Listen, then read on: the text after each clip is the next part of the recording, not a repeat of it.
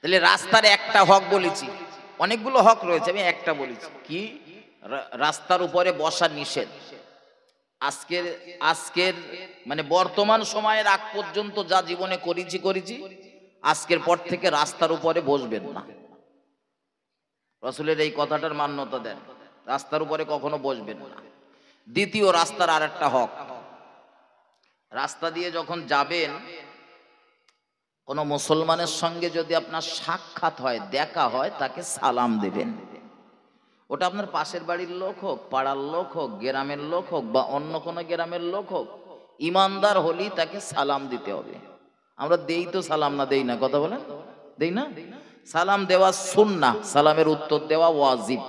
তবে এই সালাম কালামগুলো আমরা রেখে দিয়েছি এখন বর্তমানে শুধু হুজুরদের জন্য, নিজেরা সালাম কালাম খুব কমই করে। হুজুর এলি তখন আসসালামু আলাইকুম, হুজুর এলি তখন মোসাফা, আর অন্য সময় আর আসসালাম সালাম কালামের প্রয়োজন হয়? মসজিদে দৈনন্দিন 5 বার যে মুসল্লিগুলো আপনারা যাচ্ছেন নামাজ পড়তে, দিনে 5 বার দেখা হচ্ছে, তা আপনাদের সালাম কালাম করা লাগবে তো না লাগবে না? হ্যাঁ, করা হয় তো নাকি? ওইরকম করা হয়, এইরকম করা। আমার পাশের বাড়ির চাচা আবার সালাম করতে হবে? পাশের বাড়ির চাচা না, সালাম করা সুন্নাহ। রাসূলের একটা সুন্নাত জিন্দা করুন, আপনার জীবনে কাজে লাগবে। সালাম করার পরে যদি ব্যক্তি সালামের জবাব দেয়, সালামের জবাব দেওয়া বলেছে ওয়াজিব। এবারে দুজন যখন মুসাফা করবে, রাসূল বলেছেন উভয়ের জিন্দেগির সগীরা গুনাহগুলোকে আল্লাহ ঝরঝর করে ঝরিয়ে দেন। তাহলে দিনে 5 বার নামাজ পড়তে যাচ্ছি, 5 বার জীবনের গোনা ঝরানোর সুযোগ পাচ্ছি, আমরা তা থেকে বঞ্চিত। তা থেকে বলেন বলেন, হুজুর দেখা হলি তখন একটু সালাম করবো, তাছাড়া আর অন্য সময় আর কারো সালাম করা যায়? সালাম আমি দেখি যে 2-3টে জায়গায় সালাম এখন চলতেছে। নতুন হাজি সাহেব যদি বাড়ি আসে তখন একটু সালাম কালাম হয়, আর কোন হুজুর এসেছে তাও যদি গ্রামের হুজুর হয় তার সালাম করবে।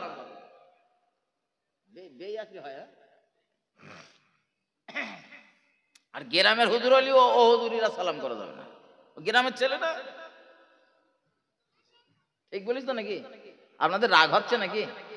রাগ করবেন না, গ্রামের ছেলেটাও আলেম, বাইরের যেটা এসেছে ওটাও বলেন বলেন আলেম। গ্রামের যেটা আলেম ওটা মনে হয় কোরআন হাদিস পড়িনি, গোপাল ভাড়ের গল্প এইসব পড়ে ও আলেম হয়েছে। বাইরের থেকে যে কটা আছে ওরা শুধু কোরআন হাদিস পড়ে আলেম হয়েছে, নাকি বলেন? হ্যাঁ, সবাই তো কোরআন হাদিস পড়ে। তা আলেমের মর্যাদা, সে গ্রামের ছেলে হলেও আলেম, বাইরের হলেও আলেম। জ্ঞানীর মর্যাদা দিতে শিখুন। যত তাড়াতাড়ি জ্ঞানীর কদর করবেন, যত তাড়াতাড়ি নিজে জ্ঞানী হবেন, যত তাড়াতাড়ি নিজের বাচ্চাগুলোরে জ্ঞানীতে রূপান্তরিত করবেন, তত তাড়াতাড়ি মুসলিম সমাজ এগিয়ে যাবে, তত তাড়াতাড়ি মুসলিম সমাজ আবার পৃথিবীর সবার সামনের কাতারে আসবে ইনশাআল্লাহ। মুসলিম সমাজের অধঃপতনের মূল কারণ হলো শিক্ষা থেকে আমরা দূরে সরে এসেছি, বহু দূরে চলে আসার কারণে আজ আমাদের এই অধঃপতন। আমার ভাই ও বাবাজিরা আমার, ভুল আমাকে নেবেন না, ভুল আমাকে বুঝবেন না। তাহলে রাস্তার 2টো হক বলেছি। রাস্তার 3 নাম্বার হক হলো রাস্তা দিয়ে আপনি যাচ্ছেন, এখন ওই রাস্তা দিয়ে যাবার সময় কোনো ব্যক্তি বিপদগ্রস্ত হয়েছে, মুসিবতে পতিত হয়েছে, বোঝানোর জন্য বলছি, কোনো বোঝা বহনকারী হয়তো যাচ্ছে আপনাদের দিকে, চাষবাসের এলাকা, কেউ একজন ধানের বোঝা নিয়ে চলছেন, পাটের বোঝা বা কোনো শস্যর বোঝা নিয়ে চলছেন, এমত অবস্থাতে তার মাথার থেকে যে কোনো কারণে বোঝাটা পড়ে গিয়েছে বা নিচে নামিয়ে রেখেছে, তার মানে ও বিপদগ্রস্ত। ও যদি আপনাকে ডেকে বলে ভাই বোঝাটা আমার তুলে দেন, হাসিবুর ওই পাশ দিয়ে 4 চাকা মেরে যাচ্ছে, তারপরেও যদি হাসিবুরের কাছে আহ্বান করে ভাই বোঝাটা তুলে দেন, 4 চাকা থামিয়ে ওর বোঝাটা মাথায় তুলে দেওয়া হলো ইমানদারের দায়িত্ব। কিছু বুঝতে পেরেছেন? এগুলো মাথায় ঢোকান। শুধু মুসলমানের ছেলে বলে দাবি করলেই বলো জান্নাতে যাওয়া যায় না। ইসলাম যতটা সহজ ততটা কঠিন, যতটা কঠিন ততটা সহজ। মানার কায়দা জানলি সহজ, না মানার কায়দা জানলি মনে হবে বিরাট কঠিন। আমার দেশের বহু বহু বহু মানুষ রয়েছে নামাজ পড়ে না, বলে কঠিন। অথচ একবার নামাজের ভিতরে যারা ঢুকেছে, দিন 10-15 হয়তো একটু উড়ুক খুড়ুক মনে হবে, কিন্তু 15টা দিন পার হবার পরে ওই নামাজের প্রতি এত মহাব্বত জন্মে যাবে, সারা দিন খাওয়া হয়নি, খাদ্যের থালা সামনে, তারপরেও আপনার লক্ষ্য থাকবে ঘড়ির কাঁটার দিকে, আগে আমার নামাজ না আগে আমার খাওয়া। আমার তো দৃঢ় বিশ্বাস, প্রকৃত নামাজি হলি খাওয়া সরিয়ে আগে নামাজ আদায় করলে। ঠিক বলছি তো না ভুল বলতেছি আমি? যারা নামাজের স্বাদ পায় আর যারা নামাজের স্বাদ পায় না, ওদের বিপদ আলাদা। নামাজের আবার স্বাদ পাওয়া যায়, যদি বলেন হুজুর পাওয়া যায়, হ্যাঁ যায় যায়। যারা পায় তাদের কাছ থেকে বুঝে নেন না, তা আপনি নামাজ পড়া শুরু করেন, বেশি বেশি আস্তাগফার পড়েন, জীবনের গোনাগুলো ঝরে যাক। যখন দেখবেন আপনার জীবনে আর গোনা থাকবে না, তখন দেখবেন নামাজের স্বাদ পান কি না পান, দেখে নেবেন। আমার ভাই ও বাবাজিরা আমার, ভুল আমাকে নেবেন না, ভুল আমাকে বুঝবেন না, গিয়ে চলুন। রাস্তার আর একটা হক হলো, রাস্তার উপরে যদি কোনো কষ্টদায়ক বস্তু পড়ে থাকে, কাঁটা, কাঁচ ভাঙা, কোনো বিপদ সংকুল কোনো জিনিস যদি রাস্তার উপরে পড়ে থাকে, ইমানদারের কর্তব্য হলো ওই রাস্তার উপর দিয়ে যাওয়ার সময় যখন তোমার নজরে পড়েছে, রাস্তার উপর থেকে ওই কষ্টদায়ক বস্তুটাকে সরিয়ে দেওয়া। এটা মুসলমানের দায়িত্ব। এটা অত্যন্ত দুঃখের সঙ্গে বলতে হয়, আমার দেশের কিছু মুসলমান রয়েছে, রাস্তায় কিছু বিপজ্জনক কিছু দেখলে নিজে দাঁড়িয়ে ওটা সরিয়ে দেয়। আর কিছু মুসলমানকে দেখেছি বাড়ির থেকে কাঁচ ভাঙা, বাড়ির থেকে বিষাক্ত কিছু কিছু জিনিস এনেও তারা রাস্তার উপরে ইচ্ছাকৃত দেয়। দেয় না? দেয় না? মাঠের জমির আল, আমার ক্ষেতের আল দিয়ে সবাই যায়, ও ক্ষেতের আল দিয়ে লোকের যাওয়া আটকানোর জন্য খাজুরের খাদি, খানিকটা কাঁচ ভাঙা, খানিকটা ওই কুল গাছের কাঁটা, সব সারি সারি সারি সারি পুঁতে দিয়ে এসেছে, কেউ যেন আমার আল দিয়ে না যেতে পারে। হয়তো না হয় না? আপনাদের দিকে যেন হয় না, যেরকম ভাবলেন, না হওয়াটাই ভালো, না হওয়াটাই তো ভালো। তবে শুধু ওই খেতলার দোষ দিলে হবে না, দোষ আমাদেরও কম নেই। আমরা দেখতে পাচ্ছি কাঁচাল বেঁধেছে, কটা দিন শুকালে তারপরে গেলি ভালো হয়, কিন্তু কিছু লোকজন এত এত নিকৃষ্ট মনের, আপনি কল্পনা করতে পারবেন না, ওই কাঁচা আলির উপর দিয়ে চটকে চটকে গিয়ে আলটার 12টা বাজিয়ে দেবে। আছে না নেই? কত চাষিকে দেখেছি নিজে চাষ করে, কিন্তু অপরের শস্যর উপর দিয়ে হেঁটে চলে যায়, পায়ে কাদা লাগাবে না বলে। সেদিন এক চাষি বলছিল, হুজুর ধান কাটার সময় আমার একটা জমির 1.5 কাঠা জমির মতো প্রায় ধান নষ্ট হয়ে গিয়েছে, তার কারণ আল ভেঙে গিয়েছে, আলি কাদা, এই সব ধানের গোছের উপর দিয়ে পা দিয়ে দিয়ে গিয়েছে। যতবার বোঝা আনতে গেছে ততবার ধানের গোছের উপর দিয়ে। ও থাকবে বলে কিছু মনে হয়? আমার ভাই ও বাবাজিরা, আমার আলোচনা এখানে নয়, ফিরে চলুন। ওই আল্লাহওয়ালা বুজুর্গ ব্যক্তিটি রাস্তা দিয়ে তিনি হেঁটে হেঁটে চলছেন, আর চলতে চলতে চলতে চলতে রাস্তার কিনারার, রাস্তার ধারের কত জিনিস তার নজরে পড়ছে। আমরাও রাস্তা দিয়ে গেলে কত জিনিস আমাদের নজরে পড়ে, ভালো ভালো বাড়ি, ভালো ভালো গাড়ি, কোনো মানুষ যদি আমাদের পাশ দিয়ে যায় তাদের দিকেও নজর পড়ে। আল্লাহর ওই প্রিয় বান্দা চলতে চলতে দেখতে পেলেন একটা সুন্দরী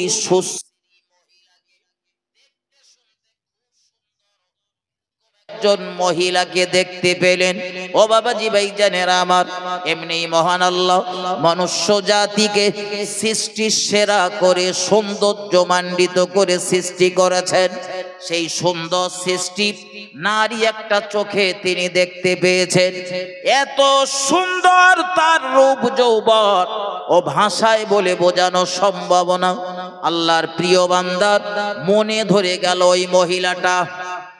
যেই মহিলাটা যদি আমি আমার জীবনে অর্ধাঙ্গিনী হিসাবে, বিবি হিসাবে, স্ত্রী হিসাবে পেতাম তো আমার জীবন ধন্য হতো। দেখবেন আমাদের দেশে আমাদের যখন ছেলে পিলে বড় হয়, ছেলে বড় হয়, রাস্তা দিয়ে যাওয়ার সময় ভালো কোনো মহিলা, ভালো কোনো মেয়ে যদি আমরা দেখি, আমরা তখন সন্ধান নেই মেয়েটার বাড়ি কোথায়, ওর আব্বা কি করে, কয় ভাই বোন, লেখাপড়া কতটা জানে, এগুলো সংবাদ নেই। যদি একটা মোবাইল নাম্বার নেওয়া যায়, যদি আমাদের কোচির সাথে তার বিবাহটা দেওয়া যায়, এই চিন্তা ভাবনায়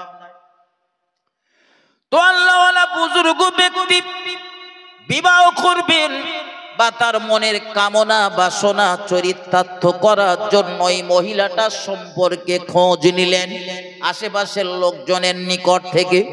আশেপাশের লোকজন থেকে বলে দিলেন, হুজুর এই মহিলাটা হলেন একজন পতিতা। মহিলাটা কি সবাই বুঝতে পেরেছেন? পতিতা মানে কিছু লোক বুঝতে পেরেছে, কিন্তু অনেক লোক বুঝতে পারেনি পতিতা মানে কি। অনেক মানুষ মন্তব্য করে, হুজুর আপনারা আলোচনা করতে করতে সাধু কথা বলতে বলতে আবার চলিত ভাষা বলেন, মাঝে মধ্যে কঠিন ভাষা বলেন, আবার মাঝে মধ্যে গ্রাম্য ভাষা টেনে আনেন, বিষয়ে কি বুঝি না। আমি বলি, বন্ধু কিছু মনে করো না, তোমরা হয়তো ভাবো আমাদের শিক্ষাগত যোগ্যতা নেই, লেখাপড়া জানি না তাই এমন কথা বলি। আসলে বিষয়টা তা নয়। ক্লাস 9-এ ক্লাস করতে গেলে দেখবেন যত ছেলে মেয়ে সামনে থাকে সব ক্লাস 9-এর ছেলে মেয়ে, একটাও 10-এর উচ্চ মাধ্যমিকের বা অন্য ক্লাসেরও থাকে না, নিচের ক্লাসেরও থাকে না, সব ওই ক্লাসের ছাত্র ছাত্রী। ওখানে একটা ভাষা চয়ন করলে ক্লাস 9-এর সব ছাত্র ছাত্রী বুঝতে পারবে। কিন্তু এই যে মজমাটা, এই মজমাতে দেখা যায় ওই খিচড়ি স্কুল পাশ করা থেকে শুরু করে সব ক্যাটাগরির ছাত্ররা এই মজলিসে থাকে, থাকে না থাকে না?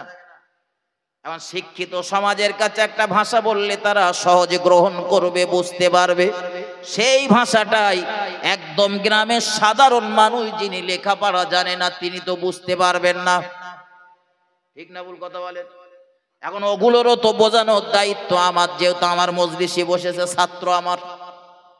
এজন্য মাঝে মধ্যে ওই ভাষাগুলো গ্রাম্য ভাষা, চলিত ভাষা, আঞ্চলিক ভাষা ব্যবহার করতে হয়। পতিতা মানে হলো যারা টাকার বিনিময়ে পুরুষদেরকে সেক্স করতে দেয়। শুধু পুরুষদের বললে ভুল হবে, নারীও পতিতা রয়েছে, পুরুষও পতিতা রয়েছে। ও বন্ধু, এক কথায় আমরা যেটারে বুঝি, আমরা সহজে যেটারে বলি বেশ্যা। তো একজন পতিতাকে দেখে আল্লাহর প্রিয় বান্দা তার মনের কোণে বাসনা জন্ম নিয়েছে, এই মহিলাটারে যদি আমি পেতাম আমার জীবনটা সার্থক হতো, তার সঙ্গে একটু কথা বলতে পারতাম, গল্প গুজব করতে পারতাম, জিন্দেগিটা যদি এক ছাদের তলায় কাটাতে পারতাম আমার জীবনটা ধন্য হতো। কিন্তু যেহেতু মহিলাটি পতিতা, তার মানে কি বুজুর্গর সাথে বিয়ে হবে বলে মনে হয়? আর কথা বলে না। পতিতা রাজি হয়? রাত গেলি কত টাকা শুধু ইনকাম জানেন? সেই পিরিয়ডেই পতিতাটির ফিস কিতাবের ভিতরে লেখা রয়েছে যে সেই পিরিয়ডেই তার ফিস ছিল 10 দিনার। তার মানে হাই ফাই পতিতা, বিরাট ইনকাম তার। সে তো সহজে কোন পুরুষের সঙ্গে বিবাহের সম্পর্কে লিপ্ত হতে চাবে না। কিন্তু এই বুজুর্গ ব্যক্তিটি, আল্লাহওয়ালা ব্যক্তিটি তার মত চেঞ্জ করে ফেললেন। বিবাহ যখন হবে না, তাহলে যেন তেন প্রকারে এই মহিলাটার সঙ্গে আমার দৈহিক সম্পর্কে স্থাপন করতে হবে, জৈবিক চাহিদা পূরণ করতে হবে। তার জন্য যদি তার কাছে ফিস দিয়ে আমার যাবার প্রয়োজন হয় তাও যেতে হবে। এখানে একটা কথা মাথায় রাখুন, এই নারী বড় ভয়ঙ্কর জিনিস, যেমন ভালো তেমন মন্দ। এই মহিলার কারণে কত পীরের পীরত্ব চলে গিয়েছে, কত আলেমের এলেম শেষ, কত ধনীর ধন দৌলত সব শেষ এই নারীর কারণে। মহিলা যেমন ভালো তেমন মন্দ, আমি মহিলাদের খারাপ বলতেছি না, কিন্তু ব্যবহার করার কারণেই খারাপ আর ভালো হয়। এই মহিলাটা পতিতা জানার পর ওই আল্লাহওয়ালা বুজুর্গ ব্যক্তিটি সন্ধান নিয়েছেন যে তিনি ফিস জোগাড় করে 10 দিনার জোগাড় করে ওই পতিতার কাছে যাবেন, বেশ্যা মহিলাটির কাছে যাবেন। কিন্তু তিনি যেহেতু আল্লাহওয়ালা বুজুর্গ, তার সঙ্গী সাথীদের সঙ্গে বলতে পারছেন না, যারা অনুসারী তাদের সাথে বলা যাচ্ছে না। এখন যদি বলি তো তারা বলবে এই আবার কেমন পীর, বলবে না কত বলে। প্রত্যেকের জীবনের কম বেশি অন্যায় ভুল ত্রুটি রয়েছে। আমি গোড়ার থেকে বলে একটা কথা বারবার বলছি, ভুল ত্রুটি প্রত্যেকের জীবনে রয়েছে, কিন্তু আমরা সেই ভুল ত্রুটিগুলো আমরা লুকিয়ে ফেলি। আল্লাহ পাকও লুকিয়ে রেখে দিয়েছেন, আর আমরাও গোপন করি, আর গোপন করে রেখে দেওয়াটাই ভালো, প্রকাশ করাও ঠিক না।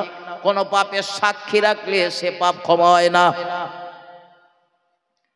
এই জন্য বন্ধুরা আমার, অন্যান্য নবীদের প্রিয়টি কোন সেই সমস্ত নবীদের উম্মতেরা যদি কোনো অন্যায় করতেন, কোনো ভুল করতেন, কোনো ত্রুটি করতেন, পাপের কাজ করতেন, হয় তাদের দেহে নতুবা তাদের মুখমণ্ডলে অথবা তাদের ঘরের দরওয়াজাতে লেখা হয়ে যেত মহান আল্লাহর পক্ষ থেকে এমনি এমনি যে অমুক এই পাপের কাজটা করেছে, আর এই পাপের কাজের কারণে তার তওবা হলো এই।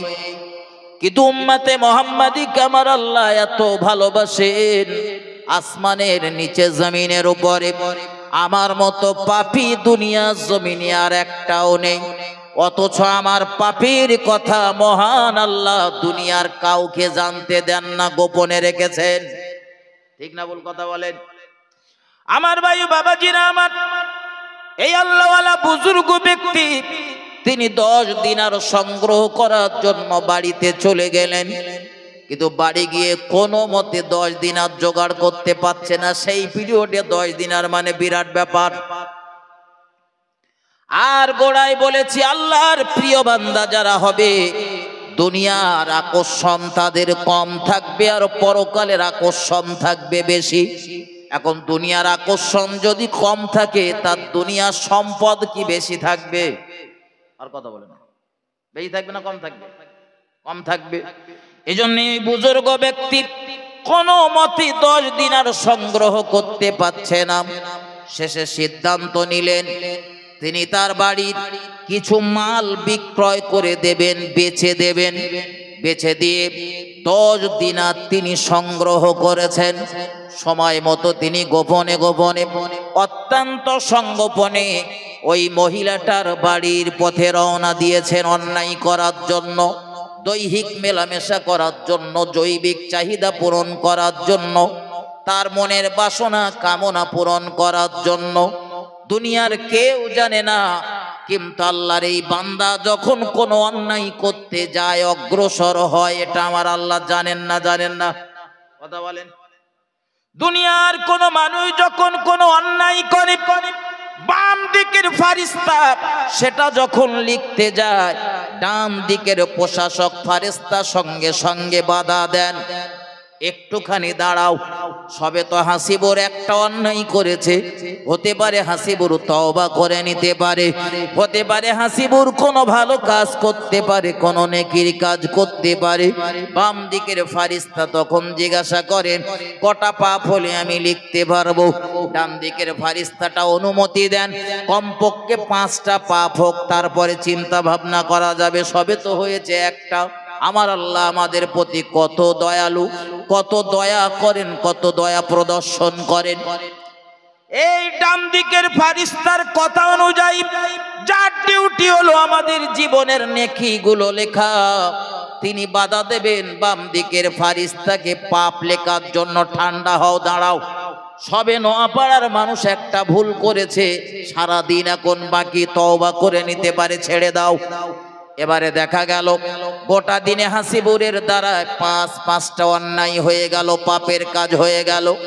একটা অন্যায় যদি আমি করি, একটা অন্যায় যদি আপনি করেন, তো এই অন্যায়ের বিনিময়ে আমার আল্লাহ একটা পাপ দেবেন।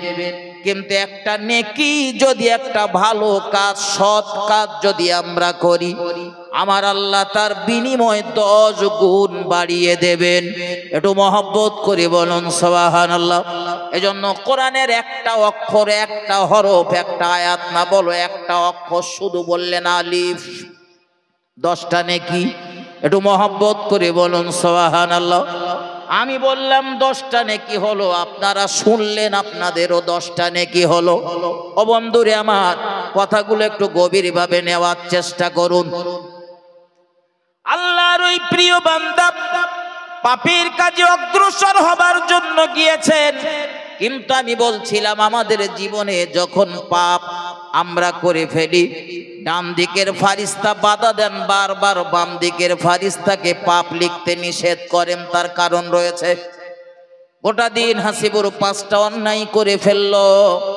এই 5টা অন্যায় করার পরে এবার বাম দিকের ফারিস্তা বলতে লেগেছেন, হুজুর এইবারে তো অনুমতি দেবেন, হাসিবুরের জিন্দেগিতে 5টা অন্যায় করে ফেলেছে, ওটা লিখে ফেলি।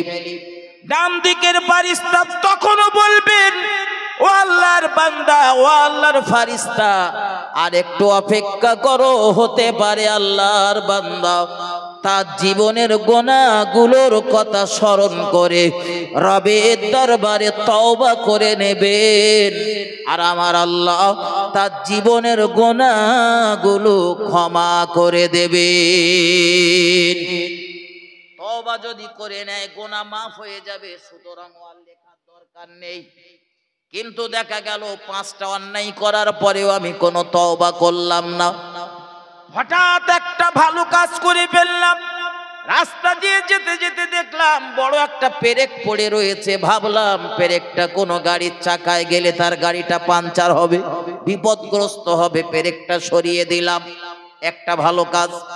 মহান আল্লাহ এই একটা ভালো কাজের বিনিময়ে 10 গুণ বাড়িয়ে দিয়ে 10টা নেকি দান করবেন। একটু মহব্বত করে বলুন সুবহানাল্লাহ, আরো জোরে বলুন সুবহানাল্লাহ। ও বাবাজি ভাই জানেন, এবারে ডান দিকের ফারিস্তা বাম দিকের ফারিস্তাকে ডেকে বলবেন, আল্লাহর ফারিস্তা বান্দার পাপ, আল্লাহর বান্দার পাপ লেখার জন্য ব্যতিব্যস্ত হয়ে পড়েছিলে, অন্যায় তো করেছে সারাদিন সবে 5টা, যার বিনিময়ে আল্লাহ 5টা পাপ দিয়েছে, কিন্তু একটা ভালো কাজ করার জন্য আল্লাহ পাক আল্লাহর বান্দা 10টা নেকি দান করেছে। ও আল্লাহর ফারিস্তা, আল্লাহর এই বান্দার জীবনের পাপগুলো তোমার আর লেখার দরকার হবে না, তুমি পাপগুলোর কথা ভুলে যাও। বলে অন্যায় করেছে কি করে ভুলিও, তো লেখার ডিউটিও আমার লিখবো আমি, আপনি ভুলে যেতে বললেই তো আমি ভুলবো না। ডান দিকের ফারিস্তা জবাব দেবেন, ও আল্লাহর ফারিস্তা, এসো নিজেরা সন্ধি করে নেই। আল্লাহর বান্দা সকাল থেকে 5টা অন্যায় করেছে, 5টা পাপ করেছে, একটা ভালো কাজ করেছে, আল্লাহ 10টা নেকি দিয়েছেন। এই 10টা নেকির ভিতর থেকে আমি 5টা নেকি কেটে বাদ দিয়ে দিলাম 5টা অন্যায় করার জন্য। তার জীবনের 5টা গুনাহ মাফ হয়ে যাক 5টা নেকির কারণে। আর বাকি যে 5টা নেকি থাকলো, ওই 5টা নেকি আমি আল্লাহর বান্দার নামামলে লিখে দিলাম।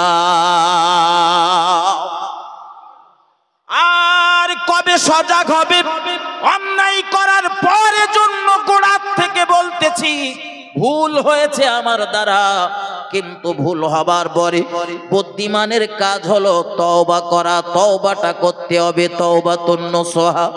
আমার ভাই ও বাবাজিরা আমার, আল্লাহর ওই প্রিয় বান্দা তিনি 10 দিনার সংগ্রহ করে নিয়ে রওনা দিয়েছেন পতিতার বাড়ির দিকে। চলতেছেন, তার মনের ভিতরে আজ কত খুশি, কত আনন্দ। দীর্ঘদিন পর 10 দিনার জোগাড় করতে পেরেছি, আর আমার কাঙ্ক্ষিত সেই নারীটার কাছে আমি আজ যেতে পারবো, মনের তৃপ্তি মেটাতে পারবো। এই চিন্তা ভাবনা নিয়ে পতিতা মহিলার বাড়ির দরওয়াজার সামনে গিয়ে হাজির। গিয়ে দেখলেন সরাসরি পতিতার সঙ্গে কথা বলার কোনো সুযোগ নেই। যা কথা বলতে হবে, পতিতার একজন ম্যানেজার রয়েছে, তার সঙ্গে বলতে হবে। ম্যানেজারের কাছে ফিস জমা দিতে হবে, ম্যানেজার নামটা লিখে রাখবে, সময় হলে ডাকবে, যেতে হবে। ঠিক আমার দেশে বিভিন্ন ফার্মেসিতে দেখবেন বড় বড় ডাক্তার বাবুরা বসেন, আগে ফিস নেন, নাম লেখা হয়, সিরিয়াল অনুযায়ী রুগী দেখা হয়। ঠিক এই পদ্ধতিতে ওই পতিতা মহিলাটি তার ম্যানেজার করে রেখেছে, ম্যানেজার নামগুলো নথিভুক্ত করছে।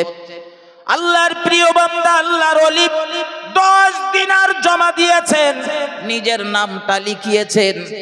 আর ম্যানেজার ডেকে বলল, আল্লাহর বান্দা, সময় এলে আপনার ডাকা হবে, যেহেতু আমাদের ম্যাডাম উচ্চ উচ্চ স্তরের পতিতা, তার চাহিদা বেশি, সিরিয়াল অনুযায়ী আপনার ডাকা হবে, অপেক্ষা করুন।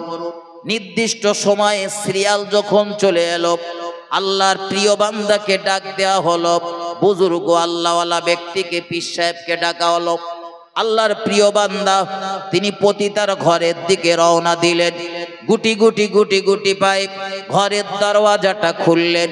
ঘরের ভিতরে গিয়ে দেখলেন পতিতা সুসজ্জিত অবস্থাতে বসে রয়েছে, সুন্দর করে সাজগোজ করে বসে রয়েছে। আগে যত সুন্দর, যত সুন্দরী লাগছিল, তার থেকে আরো সুন্দরী দেখাচ্ছে তাকে। এটা স্বাভাবিক। আমাদের বাড়ির মা বোনগুলো, বিবিগুলো স্বাভাবিক অবস্থাতে থাকে একরকম। আত্মীয় স্বজনের বাড়ি যাওয়ার জন্য যখন তারা একটু সাজগোজ করে, আগের থেকে দেখতে একটু ভালো লাগে। সাজগোজ করলে তো দেখতে ভালো লাগাটা স্বাভাবিক। এজন্য ইসলাম শরিয়াত মেয়েদেরকে বলেছেন, মহিলাদেরকে বলেছেন, ও দুনিয়ার মহিলারা, যত সাজাগোজা তোমাদের করার ইচ্ছা রয়েছে, সুন্দর করে তোমরা সাজাগোজা করো তোমাদের স্বামীর জন্য।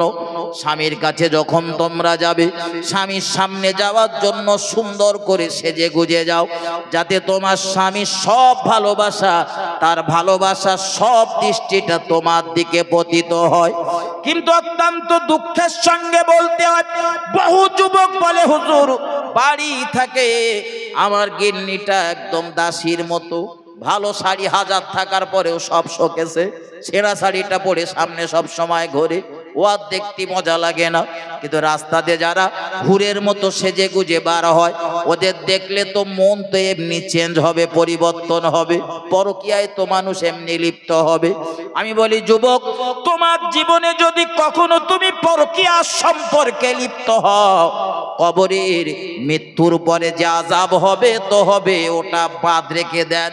কিন্তু এই দুনিয়ার জমিনে লগতে কটা শাস্তি আপনার ভোগ করা লাগবে।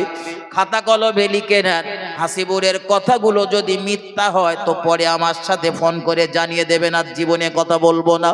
ও বন্ধু, দুনিয়ার জমিনে পরকীয়া সম্পর্কে যদি আপনি লিপ্ত হন, এই পাপের কাজে লিপ্ত হবার কারণে দুনিয়ার জমিনে আপনার ভিতরে সর্বদা অস্থিরতার ভাব থাকবে। শান্ত থাকতে পারবেন না, শান্তিতে থাকতে পারবেন না, সব সময় অস্থিরতা অস্থিরতা। আর কোনো নেকির কাজ করতে আপনার মন চাইবে না। যদিও কোনো ভালো কাজ, সৎ কাজ আপনার দ্বারা হয়ে যায়, আপনি যদি নামাজ পড়েন, নামাজের ভিতরে আপনার মনোসংযোগ থাকবে না, বিভিন্ন সময় বিভিন্ন দিকে আপনার মনগুলো চলে যাবে। আর এই পাপের লগত 3 নাম্বার শাস্তি হলো, তোমার অর্থনৈতিক পরিকাঠামো ভেঙে একেবারে শেষ হয়ে যাবে। কত ধনী দুলালকে দেখেছি এই পরকীয়ার কারণে রাস্তার ভিখারিতে পরিণত হয়েছে। তোমার জীবনেও যাতে এটা না আসে, ও যুবক, তোমার পায়ে 2টা হাত দিয়ে বললাম, পরকীয়া সম্পর্কে তুমি জড়িও না, অর্থনৈতিক পরিকাঠামো তোমার নষ্ট হবে না। আর যদি এতে তুমি জড়িয়ে পড়েছো, ঠেকানোর ক্ষমতা কারণ নেই, তোমার অর্থনৈতিক অর্থনৈতিক পরিকাঠামোটা ধ্বংস হবেই হবে, কারো ঠেকানোর ক্ষমতা নেই। ও বন্ধুরে আমার, ভুল আমাকে নেবেন না। আল্লাহর প্রিয় বান্দা ঘরের ভিতরে গিয়ে দেখছেন মহিলাটা সুসজ্জিত অবস্থাতে রয়েছে, সাজগোজ করে রয়েছে, আগের থেকে দেখতে আরো সুন্দরী লাগছে তাকে। এমনি আল্লাহ পাক মানুষকে সৃষ্টি করেছেন সুন্দর অয়বব দিয়ে। কোরআন শরীফের ভিতরে আল্লাহ তার প্রমাণ দিলেন। একটা কথা বলতে গিয়ে আল্লাহ কতটা কসম দিয়ে সত্যতা প্রমাণ করেছেন। কোরআন শরীফের 30 পারা, সূরাটার নাম সূরা 3। আমার আল্লাহ বলেন, তিনি মাযাইতুন, শপথ 3 জাইতুনের, অতুরে সিনিন, শপথ ওই তুরে সাইনার, অতুরে সিনিন, শপথ ওই তুরে সাইনার, ওয়াহাদাল বালাদিল আমিন। আর শপথ হলো শান্তিপূর্ণ নগরী। আল্লাহ পাক 4টে বিষয়ের কসম দিয়েছে, ওয়াজ বোঝেন, মাথায় ঢুকিয়ে নিয়ে বাড়ি যান। আল্লাহ চারটে কসম খেয়েছেন, চারটি হলো মহান আল্লাহ সৃষ্টি। আমার আল্লাহ হলেন স্রষ্টা, কসম করেছেন সৃষ্টি। ওয়াতিনি ওয়াজাইতুন, দুটো ফলের কসম খেয়েছেন। তিন, আনজির ডুমুর জাতীয় একটা ফল, আর জয়তুনের ফল, জয়তুনের কসম খেয়েছেন। জয়তুন তো আমরা জানি যে তেলটা ব্যবহার করি। এরপরে আল্লাহ কসম দিলেন অতুরে সিনিন, অতুরে সিনিন একটা পাহাড়ের কসম খেয়েছেন মহান আল্লাহ। পাহাড়টার নাম হলো পবিত্র তুরে সাইনা, যে পাহাড়টার উপরে হযরত নবী মুসা আলাইহিস সালাম দাঁড়িয়ে দাঁড়িয়ে মহান আল্লাহর সঙ্গে কথাবার্তা বলতেন। ওই পাহাড়টার নাম হলো পবিত্র তুয়া উপত্যকা বা তুর পাহাড়। ওই পাহাড়ের কসম খেয়ে আমার আল্লাহ বললেন ওয়াহাদাল বালাদিল আমিন, শপথ ওই শান্তিপূর্ণ নগরীর। শান্তিপূর্ণ নগরী বলতে তাফসীরে জালালাইনের লেখক টিকাতে লিখেছেন শান্তিপূর্ণ নগরী বলতে মক্কার হারাম শরীফকে বোঝানো হয়, যে জায়গায় আপনার গায়ে একটা মাছি বসলে মারতে পারবেন না, একটা মোছা বসলে মারতে পারবেন না, আপনার বাপের মার্ডারকারী আসামি আপনার সামন দিয়ে ঘুরবে, তারপরেও তার উপরে আপনি হাত তুলতে পারবেন না, মারতে পারবেন না। এই জায়গার কসম দিয়ে আমার আল্লাহ বললেন লাকাদ খালাকনাল ইনসানা ফি আহসানি তাকওয়িম, আমি আল্লাহ পাক মানুষকে সৃষ্টি করেছি সুন্দর অয়বব দিয়ে। সুন্দর অয়বব দিয়ে মনুষ্য জাতিকে আমি আল্লাহ সৃজন করেছি, সৃষ্টি করেছি। একটু মহব্বত করে বলুন সুবহানাল্লাহ, আরো জোরে বলুন সুবহানাল্লাহ। এখানে একটা বিষয় বোঝেন, কসম আল্লাহ দিয়েছেন সবকটা সৃষ্টির। আমরাও মাঝে মধ্যে সৃষ্টির কসম দেই, কখনো ছেলের মাথায় হাত দিয়ে কসম দেই, কখনো মেয়ের মাথায় হাত দিয়ে কসম দেই, কখনো আব্বার কসম দেই, মায়ের কসম দেই। দেই না দেই না দেই না দেই না কথা বলেন। চুপ থাকা মানে হ্যাঁ বলা, কিন্তু একটু যদি মুখে হ্যাঁ বলেন তা আমার দুটো কথা বলতে সুবিধা হয়। আমরা মাঝে মধ্যে কসম মারি নাভি ছুঁয়ে, চোখ ছুঁয়ে, ব্যবসার মাঠ খাড়া ছুঁয়ে, মাল সামান ছুঁয়ে, কত রকম কসম আমরা দেই। এই কসমগুলো দেওয়া হলো হারাম হারাম হারাম। শুধু হারাম না, শিরকের পর্যায়ে ভুক্ত। আর শিরকের গুনাহ আমার আল্লাহ ক্ষমা করেন না। আপনি ইমানদার, আপনি মুসলমান, আপনি প্রিয় রসুলের আদরের উম্মত, আপনি একটা কসম দিতে পারবেন, সেই কসমটা হলো আল্লাহর কসম, আল্লাহর শপথ। এই একটা শপথ আপনি দিতে পারবেন। এখন দিতে পারবেন বলেছি বলে যেন আবার মুড়ি মুড়কির মতন চালাবেন না। আমার দেশের কিছু লোক আছে দেখবেন সারাদিন শত শত কসম মারে, একদম সহজ কোনো কথা বলছে তাও দেখবেন একটা কসম দিয়ে তাই বলে। আছে না নেই কথা বলেন? এই কসম দেওয়া স্বভাবটাও খুব ভালো স্বভাব না, এটা খুব ভালো স্বভাব না। বলো কসম দিয়ে হয়তো সে সত্যতা প্রমাণ করে কোনো জিনিসের, কিন্তু এই কসম দেওয়ার পরে যদি কসম ভঙ্গ করে ফেলে তো তার কসম ভঙ্গের কাফারা আদায় করতে হবে। কসম ভঙ্গের কাফারা কি কি জানেন তো আপনারা নাকি? হ্যাঁ সবাই জানেন? একটু কথা বলেন। একজন মাথা নেড়েছে, তার মানে সে জানে, আর বাকিগুলো জানে না। বলে দেবো নাকি? একজন তো জানে, ওর কাছ থেকে জেনে নেন কোন ভাইয়ের কাছ থেকে। আপনি জানেন? জানেন, আলহামদুলিল্লাহ। একজন ভাই জানে, বাকি লোক তো জানে না। তা আমি একটু বলে দিচ্ছি। কেন বলে দিচ্ছি? এটা আমাদের বাস্তব জীবনে প্রতিদিন দৈনন্দিন জীবনে প্রয়োজন, এই জন্য বলে দিচ্ছি। কসম তো দেই হুটপাট করে, কসম দেওয়ার পরে কসম ভঙ্গ করলে সেই কসম ভঙ্গের কাফারা আদায় করতে হয়। নাম্বার 1, খুব মনোযোগ দেন আমার দিকে।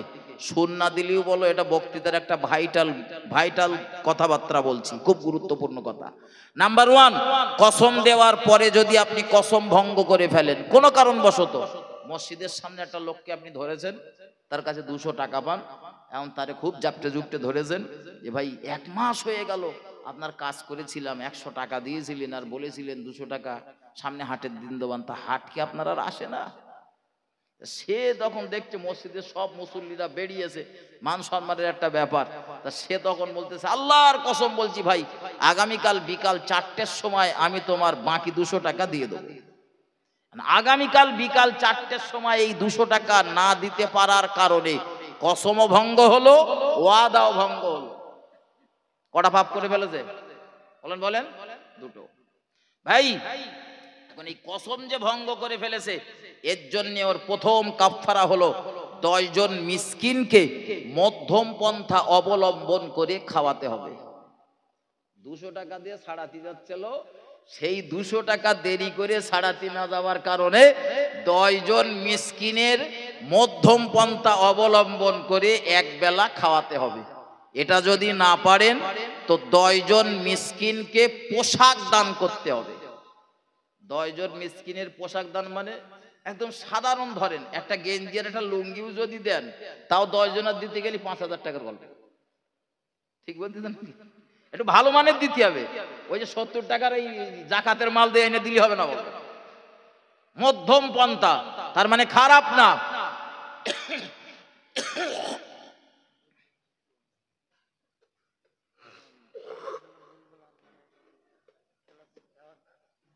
একটা লুঙ্গি রয়েছে 1000 টাকা, 1200 টাকা, 1500 টাকা, 2000 টাকা দামেরও লুঙ্গি আছে, আছে না নেই?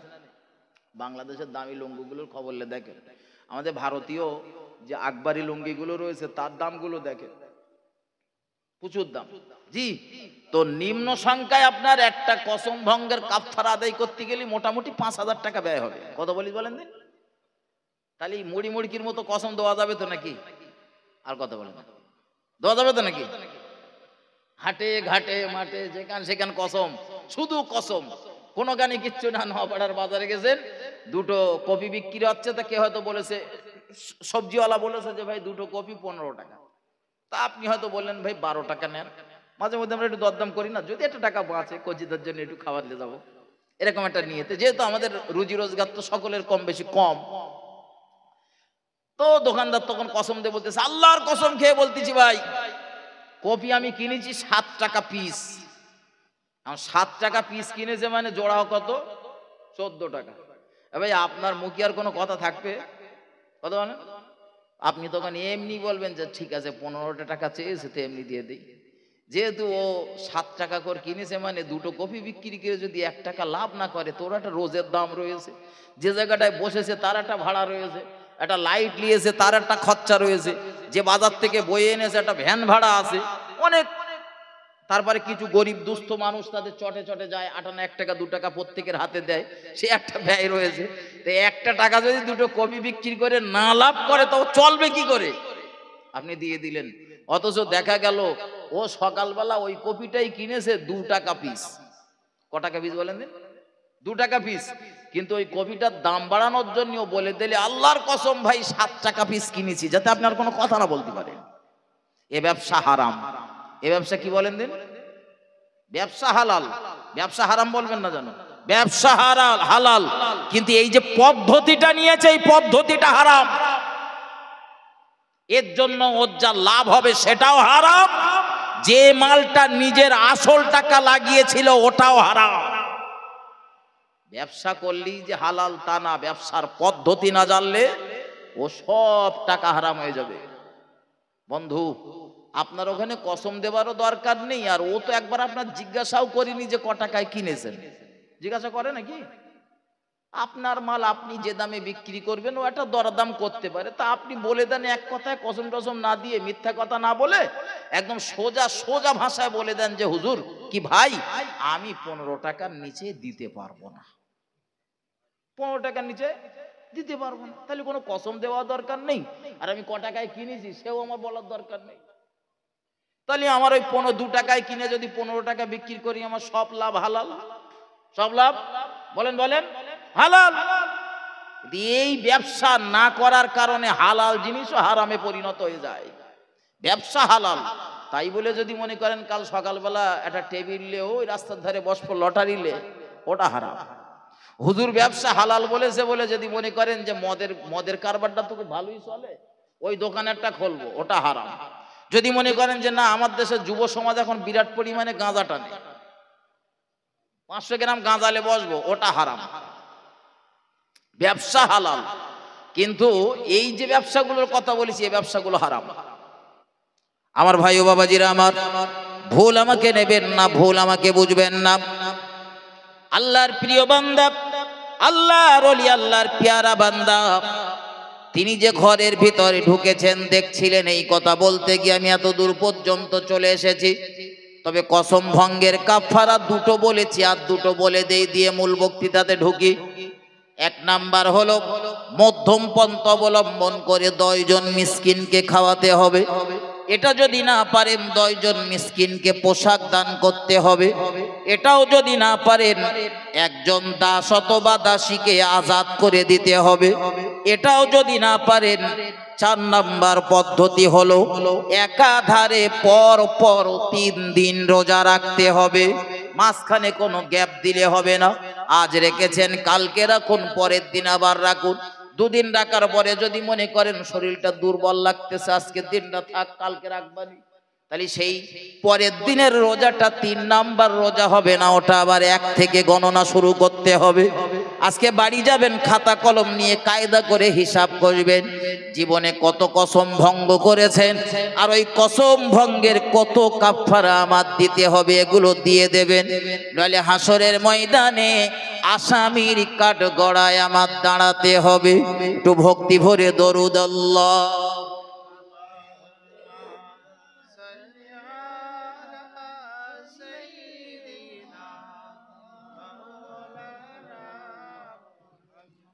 ওয়ালা আলি সাইয়্যিদিনা,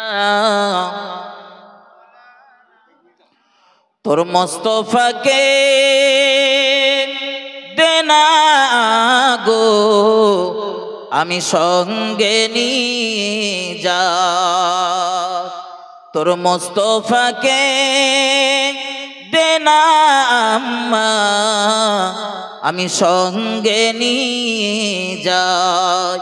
মেসি চরানো ময়দানে মা কোনো যে ভয় নাই, তোর মুস্তাফাকে দেনা আম্মা আমি সঙ্গে নিয়ে যাই। বাবলা বনের ছায়াই আম্মা বসবো সবাই ঘিরে, খোরমা পাতা তাজ বানিয়ে পরিয়ে দেব শিরে। ও যে মোদের বাদশা আম্মা আর করিবেন বাদশাই, মিশে চরানো ময়দানে মা কোনো যে ভয় নাই, তোর মুস্তাফাকে দেনা আম্মা আমি সঙ্গে নিয়ে যাই। আল্লাহুম্মা সাল্লি আলা সাইয়্যিদিনা মাওলানা মুহাম্মদ ওয়া আলা আলি সাইয়্যিদিনা।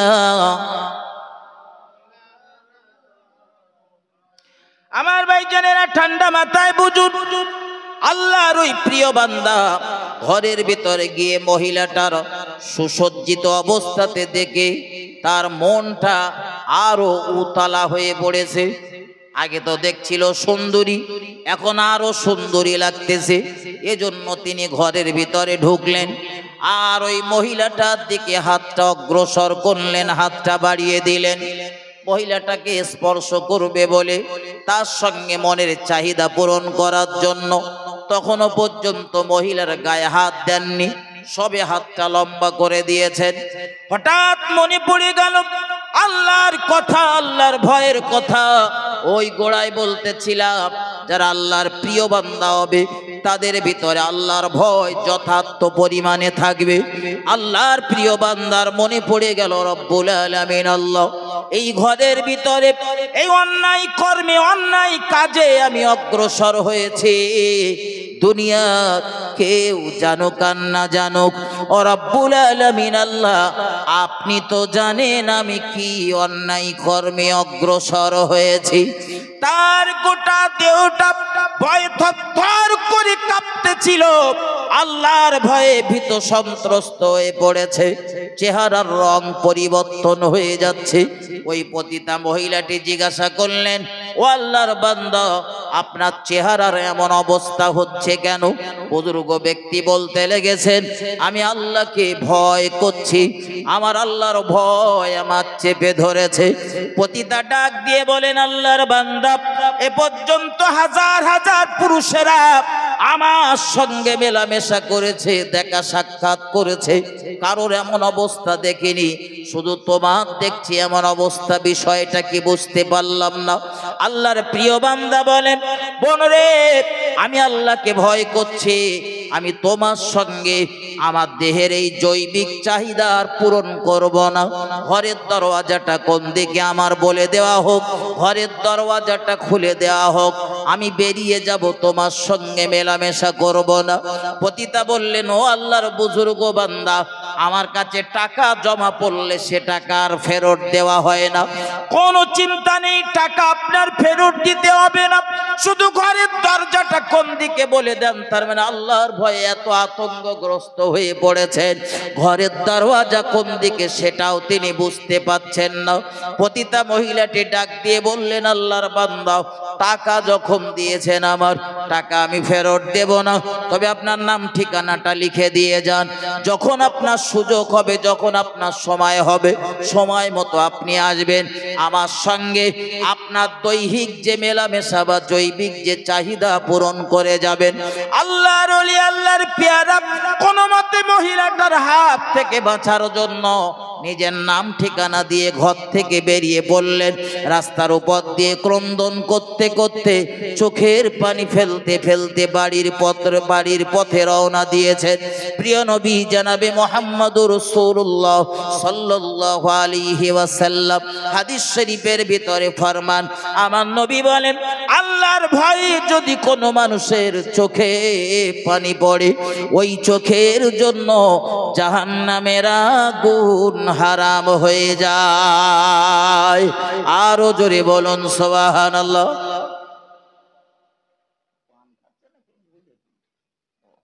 আমি বলি কি, খাতা কলম টলম পার করতেছে নাকি? তা খান, অসুবিধা নেই। আমার ভাই বাবাজিরা, আমার ভুল আমাকে নেবেন না। আল্লাহর প্রিয় বান্দা চোখের পানি ফেলতে ফেলতে বাড়ির পথে রওনা দিয়েছেন। ঘরের ভিতরে ঢুকেছেন, বাড়িতে গিয়ে ঘরের দরওয়াজা জানালা সিট কোনাগুলো লাগিয়ে দিয়েছেন, নামাজের মুসাল্লাটা বিছিয়ে দিয়েছেন। আল্লাহু আকবার বলে সিজদায় পড়ে গিয়ে অঝোর নয়নে কাঁদতেছেন, রব্বুল আলামিন, আল্লাহ, ভয়ঙ্কর এক পাপ থেকে আপনি আমায় হেফাজত করেছেন। রব্বুল আলামিন, আপনার শুকরিয়া আদায় করে আমি শেষ করতে পারবো না। চোখের পানি ফেলছেন নামাজের সিজদাতে।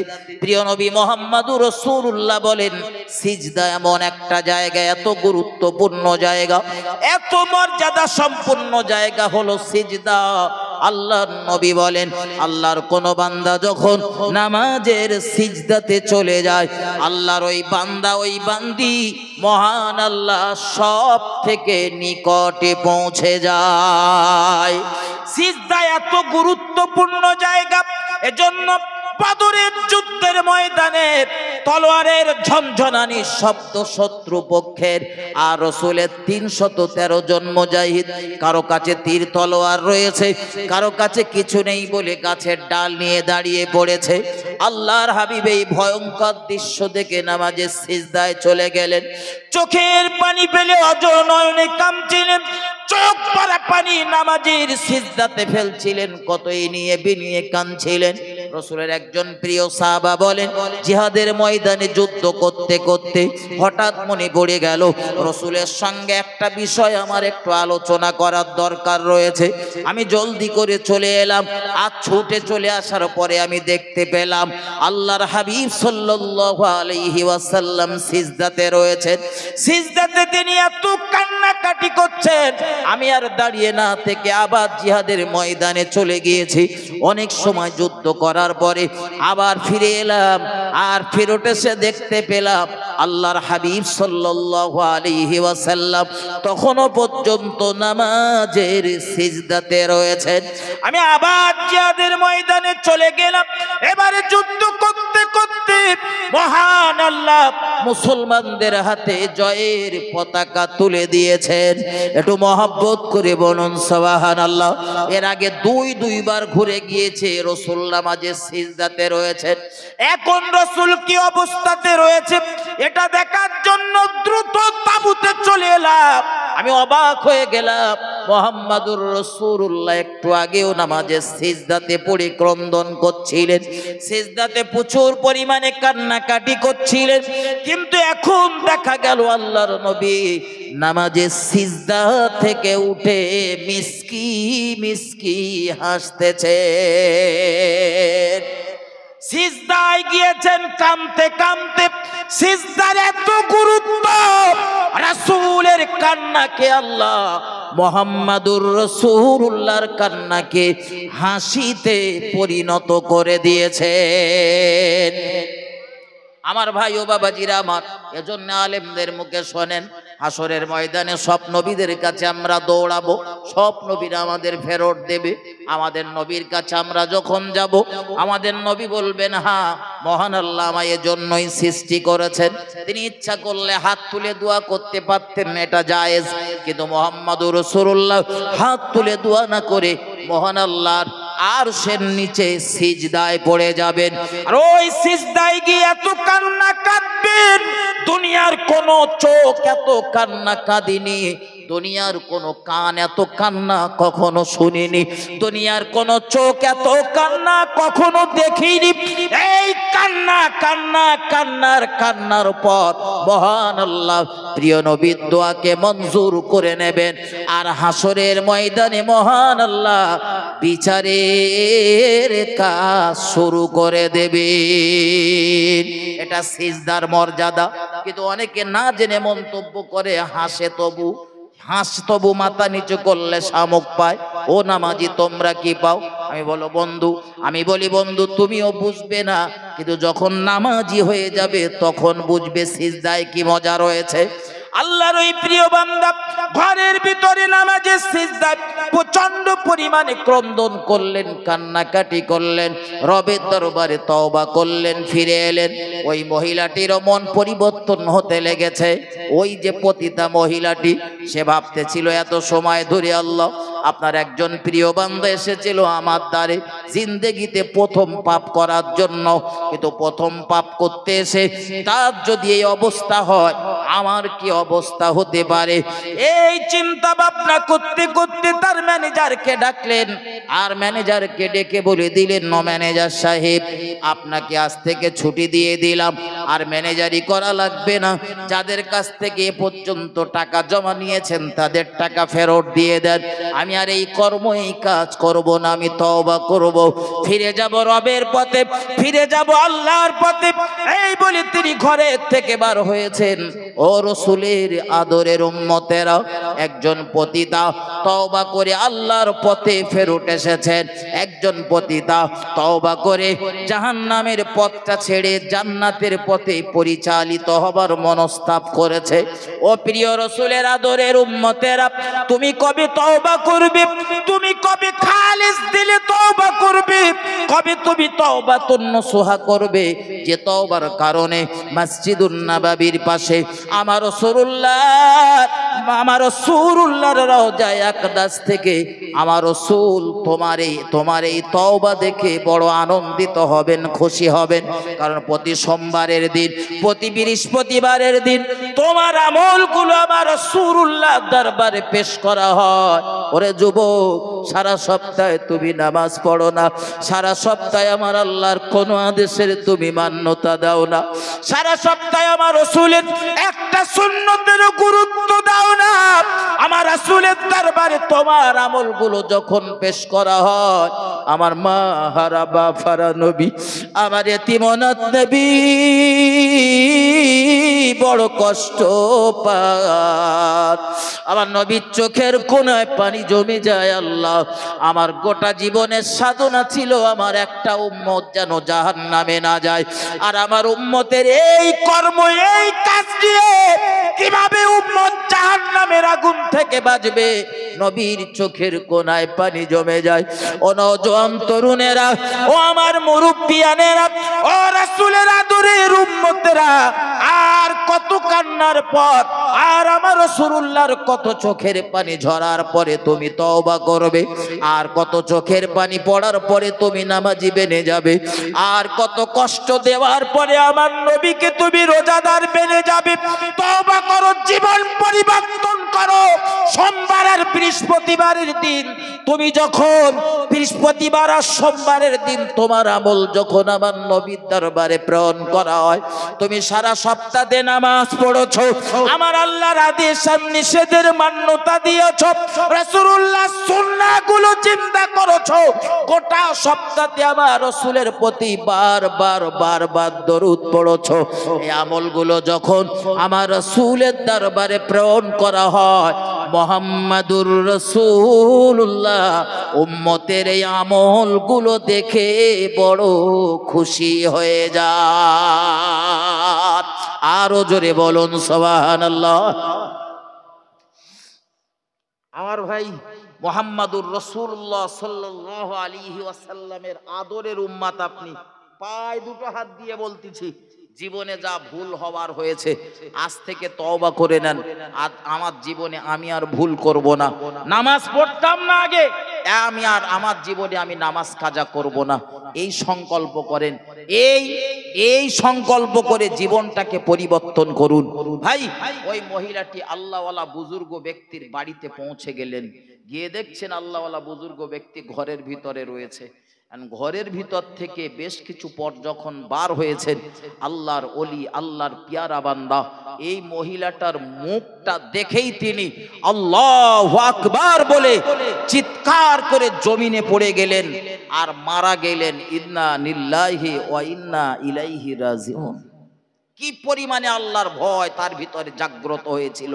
মহিলাটা দ্বিতীয়বার দেখেছে, ব্যাস আতঙ্কগ্রস্ত হয়ে চিৎকার দিয়ে জমিনে পড়ে গিয়ে মারা গেল ছটফট করতে করতে। মহিলাটা খুব কাঁদছিল, সেটা আশা নিয়ে এসেছিল আমি তওবা করব, আর বুজুর্গ তো এসেছিল আমার কাছে তার জৈবিক চাহিদা পূরণ করার জন্য। এটা ছিল হারাম পথ, কিন্তু যদি আমায় বিবি হিসাবে স্বীকৃতি দেয়, স্ত্রী হিসাবে মান্যতা দেয়, আমি তার জন্য হয়ে যাব হালাল, সে হয়ে যাবে আমার জন্য বৈধ হালাল, এই চিন্তাতে এসেছিলেন। কিন্তু বুজুর্গ তো মারা গেল। এজন্য মহিলাটি তখন আশেপাশের লোকজনকে জিজ্ঞাসা করছেন, ভাই এই বুজুর্গর আর কোনো ভাই আছে বেঁচে? তো একজন বললেন যে বুজুর্গের আর একজন ভাই রয়েছে, সেই ভাইটা হলো আরো আল্লাহওয়ালা, আরো মস্ত বড় বুজুর্গ ব্যক্তি। আমার ভাই, লোকটিকে, মহিলাটিকে নিয়ে যাওয়া হলো সেই বুজুর্গ ব্যক্তির কাছে, মানে বুজুর্গ আল্লাহওয়ালা যে ব্যক্তিটি মারা গিয়েছেন তার ভাইয়ের কাছে। তার কাছে নিয়ে যাওয়ার পরে তিনি তওবা করিয়ে দিলেন। আর এই মহিলাটির ইচ্ছা অনুযায়ী বিবাহ সম্পন্ন করে তাকে স্ত্রীর মর্যাদা দিলেন। তওবা করে খারাপ পথ থেকে ভালো রাস্তাতে, জাহান্নামের পথ থেকে জান্নাতের পথে ফিরে আসার একটা পথ বার করে দিলেন। বলুন সুবহানাল্লাহ। ভাই, আমাদের জিন্দেগিতেও ভুল হওয়াটা স্বাভাবিক। শুধু আমল করলে হবে না, আমল করার পাশাপাশি জীবন থেকে অন্যায়গুলোকে সরাতে হবে। যদি কখনো অন্যায় করে ফেলি তো আমরা তওবাতুন নসুহা করব, খাঁটি তওবা। 10টা মিনিটের জন্য আমি আপনাদের কাছে হাত পাচ্ছি, মসজিদের জন্য 10 মিনিটের জন্য আপনাদের মসজিদের জন্য আমি হাত পাচ্ছি। পরবর্তী ওলামা হাজরাত এক্ষুনি আসবেন। তবে এই ততক্ষণে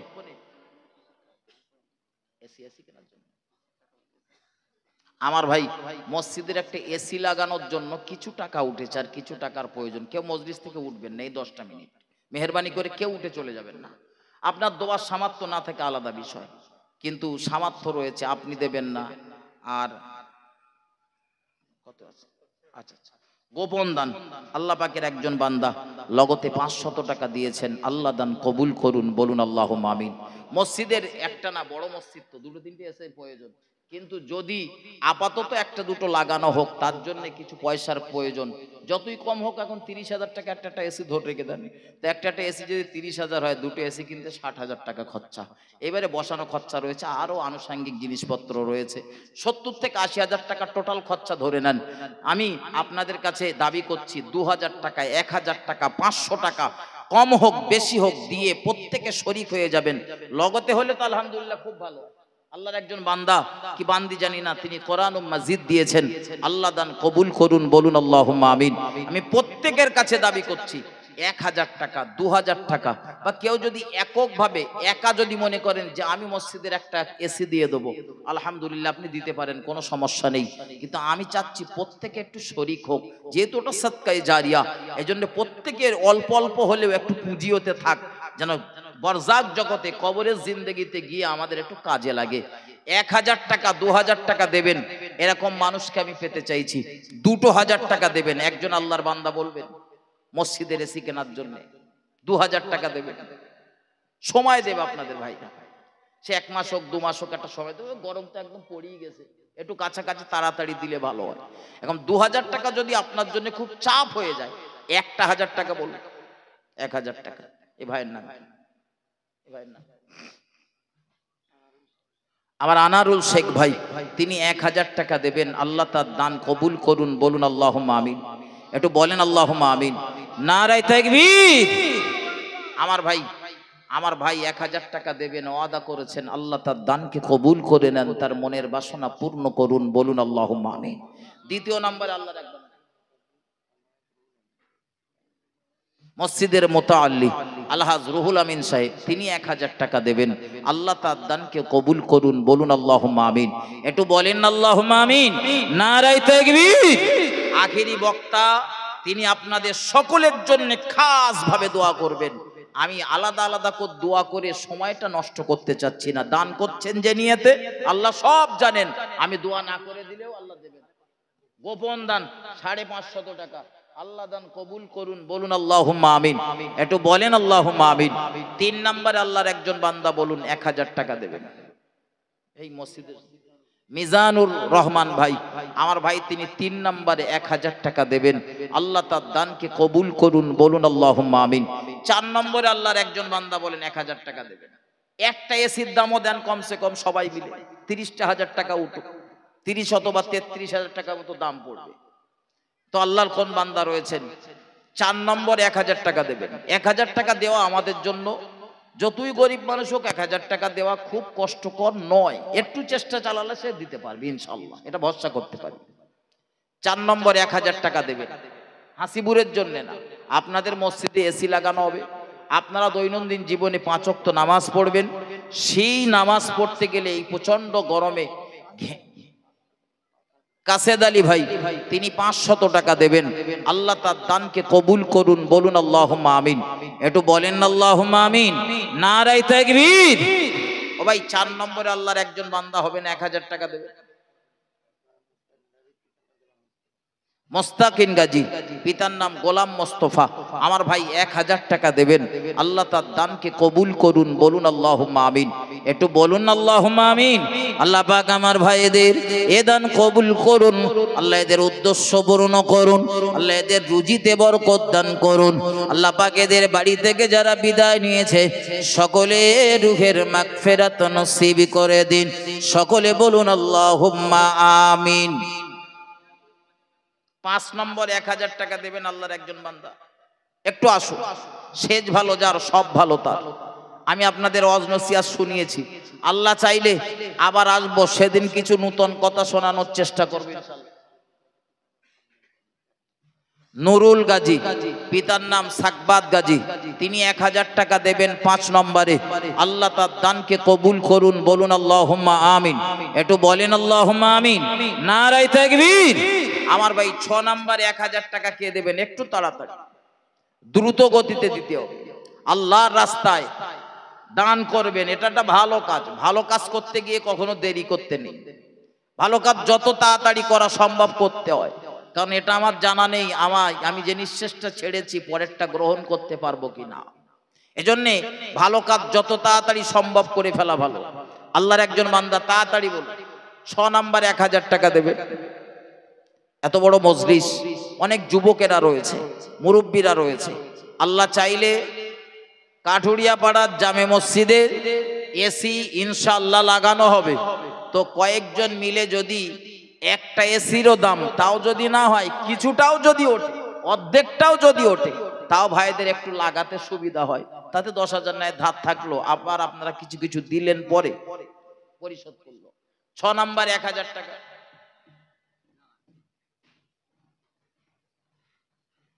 একটু তাড়াতাড়ি বলুন। আমি আলোচনা ছাড়বো, আমার একদম সময়ের শেষ লগ্ন, আমি আপনাদের থেকে বিদায় নেব। বিদায় নেবার আগে বড় আবদার করে আশা করে চেয়েছি,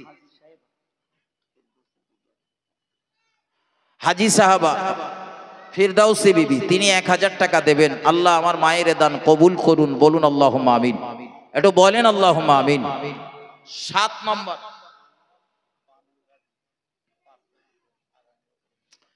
7 নম্বরে এসির জন্য 1000 টাকা দেবেন।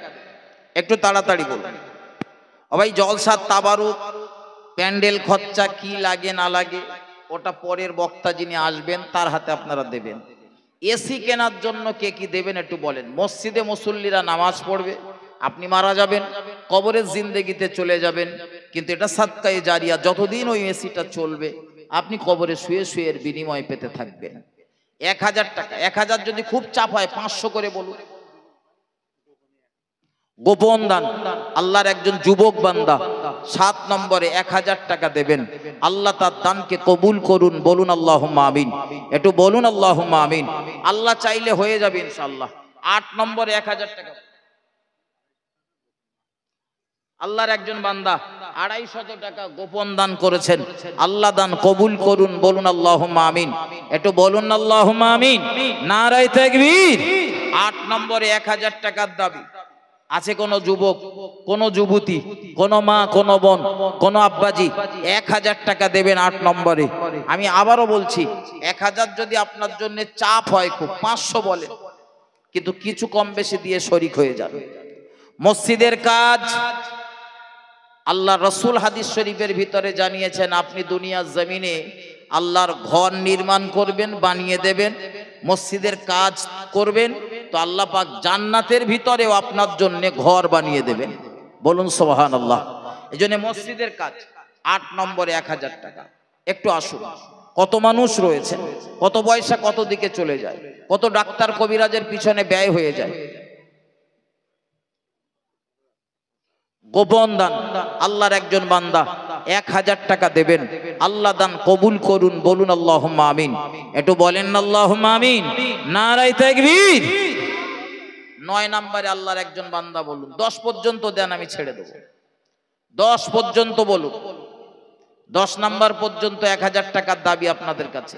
1000 টাকা আমি আর চাবো না, আর দুটো 1000 টাকা দরকার। 9 আর 10, দুজন আল্লাহওয়ালা বুজুর্গ আল্লাহওয়ালা বান্দার কাছে আমার দাবি। যুবক, নওজোয়ান, তরুণ সকলের কাছে দাবি, 2000 টাকার প্রয়োজন। 9 এবং 10, একটু আসুন, তাড়াতাড়ি আসুন। শেষ ভালো যার, সব ভালো তার। আমি আপনাদের কাছে হাত পেতেছি হাসিবুরের জন্য নয়। ইসমাইল মন্ডল, পিতা আব্দুল বারী মন্ডল 1000 টাকা দেবেন। আল্লাহ তার দানকে কবুল করুন, বলুন আল্লাহুম্মা আমিন। একটু বলেন আল্লাহুম্মা আমিন। নারায়ে তাকবীর। আর একটা 10 নাম্বার 1000 টাকা, একটু বলুন, তাড়াতাড়ি বলুন। আমি বিদায় নেব। পরবর্তী ওলামা হযরতকেও স্টেজে আসার জন্য আমি অনুরোধ করছি। শেষ সময়ে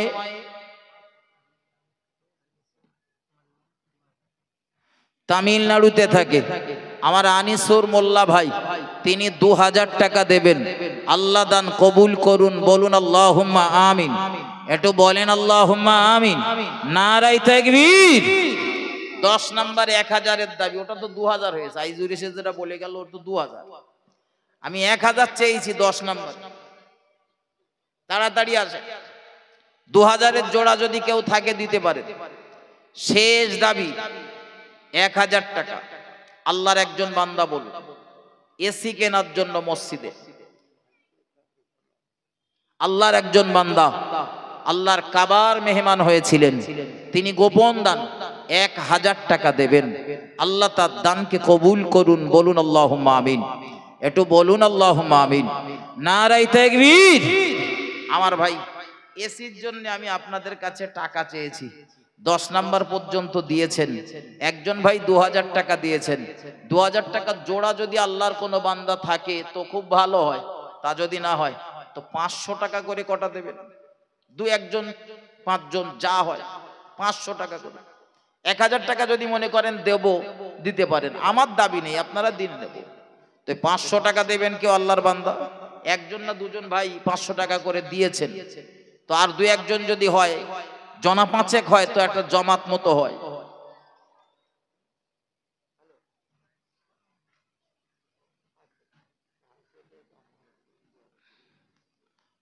আল্লাহর বান্দা হাজী সাহেব তার আব্বা আম্মার রুহের মাগফিরাতের জন্য দোয়া চেয়েছেন, আমরা সকলেই দোয়া করি মহান আল্লাহ তার আব্বা মায়ের রুহের মাগফিরাত নসিব করে দেন, বলুন আল্লাহুম্মা আমিন। তার আব্বা মার কবর জান্নাতের টুকরা বানিয়ে দেন, বলুন আল্লাহুম্মা আমিন। নারায়ে তাকবীর। আমার ভাই, আমি দাবি করেছিলাম কিছু পয়সা আপনাদের কাছে, আপনারা আপনাদের সাধ্য মতো দিয়েছেন, এরপরেও আপনারা দেবেন।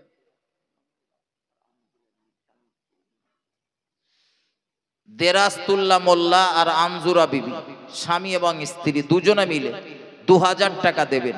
আল্লাহ তাদের দান কবুল করুন, বলুন আল্লাহুম্মা আমিন। একটু বলুন আল্লাহুম্মা আমিন। আল্লাহ তাদের উদ্দেশ্য পূর্ণ করে দেন, বলুন আল্লাহুম্মা আমিন। নারায়ে তাকবীর। আমার ভাই, আমি বিদায় নিচ্ছি, এরপরেও আপনাদের কাছে আমার দাবি রইল, আপনারা দেবেন।